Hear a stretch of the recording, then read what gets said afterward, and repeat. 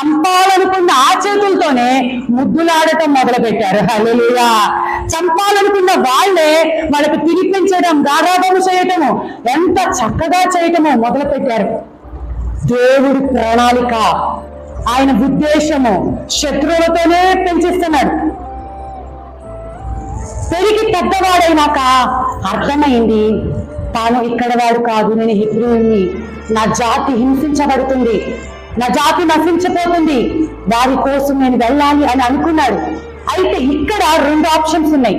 అక్కడే ఉంటేనా, మగపిల్లలు అలాగూ లేరు కాబట్టి అల్లారు ముద్దుగా పెంచుకున్నారు కాబట్టి అక్కడ ఉన్నటువంటి అంటే సుప్రీం అంటే ఐగుప్తు దేశము అక్కడున్న అనేక దేశాల కంటే ఉన్నతమైన దేశం అంట. ఒక పెద్ద దేశం అంటే అండి, ఆ దేశము ఉన్నతమైనదంట. ఆ దేశపు అధికారం అంత సామాన్యంగా ఎవరికి దొరకదంట. ఇప్పుడు ఆ రాజు తర్వాత మోషేకి అధికారము.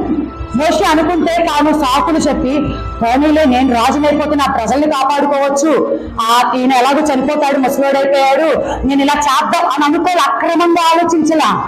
అన్యాయపు సొమ్ము నాకొద్దు, అన్యాయపు ఆస్తి నాకు వద్దు, ఈ ఐగుప్తు ధనము కంటే, అల్పకాల పాప భోగము కంటే దేవుని ప్రజలతో నింద అనుభవించటం మేలు. 2 ఎదురుగా ఆప్షన్స్ ఉన్నాయి. కానీ కోరుకున్నది ఏంటి అంటే, ధనము కోరుకోలే, అధికారం కోరుకోలే, పేరు ప్రఖ్యాతులు కోరుకోలేదు. తన కింద 100 మంది సైన్యము, తన కింద 100 మంది రథాలు రౌతులు ఉండేది ఆయన కోరుకోలేదు. ఆయన కోరుకున్నది ఏంటి అంటే, నా ప్రజలతో నేను దేవుణ్ణి ఆరాధించాలి, నా ప్రజల పక్షముగా నేను నిలబడాలి, నా దేవుడి చిత్తము నేను నెరవేర్చాలి అని తను ఉన్నది విడిచిపెట్టి ఒక అడుగు ముందుకు వేశాడు. హల్లెలూయా. ఇప్పుడు శ్రమ ఆశీర్వాదంగా మార్చబడాలంటే, మనకున్న ఈ యొక్క కష్టము దేవుడి ప్రణాళిక మన జీవితంలో నెరవేర్చబడాలంటే, ఇంతకాలము రాజభోగాలు అనుభవించినటువంటి మోషే ఇప్పుడు ఉన్న పాటున హంతకుడైపోయాడు, ఉన్న పాటున పిరికివాడైపోయాడు. ఎందుకంటే ఒక వ్యక్తిని చంపేశాడు, ఇసుకలో పూడ్చిపెట్టాడు, హంతకుడైపోయాడు. ఇప్పుడు ఏం చేస్తున్నాడు, వాళ్ళు ఎక్కడ కట్టుకుంటారోనని భయపడ్డాడు, పారిపోతూ ఉన్నాడు. శ్రమ వెంబడిస్తుంది.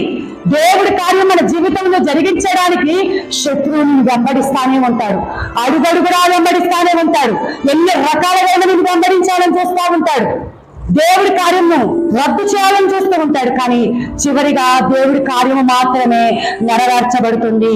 హల్లెలూయా. భక్త సింగయ్య గారు కూడా అంటేనంటండి, భక్త సింగ్ గారు వినింటారు కదా, కొన్ని వేల సంఘాలు దేశ విదేశాల్లోనే స్థాపించినటువంటి వ్యక్తి. ఆయన సిక్కుల కుటుంబంలో పుట్టాడు కదా, కొన్ని కోట్ల ఆస్తులు ఉన్నాయంటండి. అయితే దేవుడు నమ్ముకున్న తర్వాత, అన్ని తెలిసిన తర్వాత ఒకసారి తండ్రి ఇంటికి వెళ్ళాడంట. పెద్ద కుటుంబం. తండ్రి ఇంటికి వెళ్తే, క్రైస్తవ కుక్క, నా ఇంటికి నువ్వు ఎందుకు వచ్చావు, నువ్వు ఆ క్రైస్తవ్యాన్ని విడిచిపెడతావా, రాజభోగం నీకే ఇస్తా, ఆ ధనము ఆ యొక్క అధికారం నాకు వద్దు అని మోషేలాగానే భక్త సింగయ్య గారు బయటకు వచ్చారంటండి. అలా వచ్చి ఆయన ఎన్ని సంఘాలండి, ఎంతమంది సర్వసత్వం, ఎంతమంది సేవకులు, ఆయన ఆ యొక్క జీవించిన కాలం చూస్తే చిన్న గది అంట, ఒక టేబుల్ అంట, ఒక కుర్చీ అంట, ఆయన మోకరించిన ప్రాంతం ఆ బండ గుంటలు పడిపోయి ఉందంట. ఎంత విశ్వాసము, దేవుడి కార్యం. అంతకుముందు అసహించుకున్న వ్యక్తే భక్త సింగ్ గారు కూడా. కానీ దేవుడి ప్రణాళిక ఎలా ఉంది, శ్రమల గుండా, నిందల గుండా, అవమానముల గుండా, ఎంత బాధ. ఆ స్థితిని తట్టుకున్నాడు, ఆ నిందను భరించాడు. అందుకే ఇన్ని లక్షల ఆత్మలకు తండ్రిగా దేవుడు ఎన్నుకున్నాడు. హల్లెలూయా, హల్లెలూయా. అందుకనే దేనికి మనం భయపడాల్సినటువంటి అవసరత లేదు, దేనికి కూడా ఆశపడాల్సిన అవసరం లేదు. దుఃఖావాణి తైలం ఎలా ఉంటదంటే సువాసన వెదజల్లేటట్టు ఉంటదంట. కానీ ఆ తైలంలో చచ్చిన ఈగలు పడితే కంపు కొట్టిద్ది అనమాట. ఇప్పుడు ఆ చచ్చిన ఈగలు ఏంటి అంటే మన శరీరంలోకి ప్రవేశిస్తున్నటువంటి, అంటే దేవుడి కార్యము జరిగించకుండా ఉండటం కోసము మనలోకి కొన్ని శత్రువులు ప్రవేశిస్తూ ఉంటాయి. అంటే విరోధంగా సెల్ ఫోన్ కి అడిక్ట్ అయిపోతాము, సీరియల్స్ కి అడిక్ట్ అయిపోతాము, అబద్ధాలకు అడిక్ట్ అయిపోతాము, త్వరగా కోపపడి మరి బూతులు మాట్లాడటము, అన్యాయంగా ఆశించడము, అక్రమంగా కోరుకోవటము, వెళ్ళకూడని స్థలాలకు వెళ్ళటం, ఇలాంటివన్నీ కూడా చచ్చిన ఈగలు నీ యొక్క శ్వాసన చెడగొట్టడానికి. నిన్ను నన్ను రూపించుకున్నది ఎందుకు అంటే మన నుంచి సువాసన పరిమళ క్రియలు మన నుంచి వ్యాపింప చేయాలని. మన పరిమళ క్రియలను బట్టి అది నలుగురికి వ్యాపింప చేయాలని. కానీ ఈ క్రియ వెళ్ళకుండా మనమే మన హృదయంలోకి చచ్చిన ఈగలు పడి మన ఎదుగుదలను మనమే ఆపేసుకుంటున్నాం, మన మంచితనాన్ని మనమే కాలు రాసుకుంటున్నాం. వాటిని మనం తీసివేసుకోవాలి, దేవుని చేతికి అప్పగించుకోవాలి. అయ్యా నేను సువాసన వెదజల్లుతూ ఉంటానయ్యా, నీకు ఇష్టముగా ఉంటానయ్యా, నీ చిత్తము నేను చేస్తానయ్యా.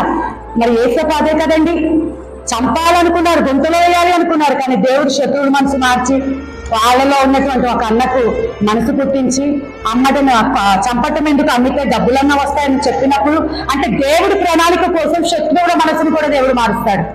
హల్లెలూయా. ఆయన ప్రణాళిక నువ్వు గమ్యానికి చేరుకునేదాకా విడిచిపెట్టారు. నాకున్న బలహీనతలు బట్టి ఇదొక మాట చెప్పి నేను ముగిస్తాను. నాకున్న బలహీనతలు బట్టి నేను ఇంకా సంపూర్ణ సేవలోకి రాకముందు సువార్తకు పెరుగుతున్నా. హైదరాబాద్ లో కూడా మనకి పరిచర్య ఉంది, నెలకొకసారి హైదరాబాద్ కూడా వెళ్తూ ఉండేదాన్ని. అలాగే నంద్యాలలో మేము ఉన్నప్పుడు హైదరాబాద్కి వెళ్ళటానికి మరి రిజర్వేషన్ చేపించుకొని మరి ట్రైన్ ఒక్కదాన్ని వెళ్ళిపోతూ ఉండేదాన్ని, నాతో పాటు ఎవరిని తీసుకెళ్లేదాన్ని కాదు. నాలాగా అంటే ఇలా వెళ్ళటము రెస్ట్ లేకుండా మళ్ళీ అంటే ఎవరు రాలేరు అనుకోని.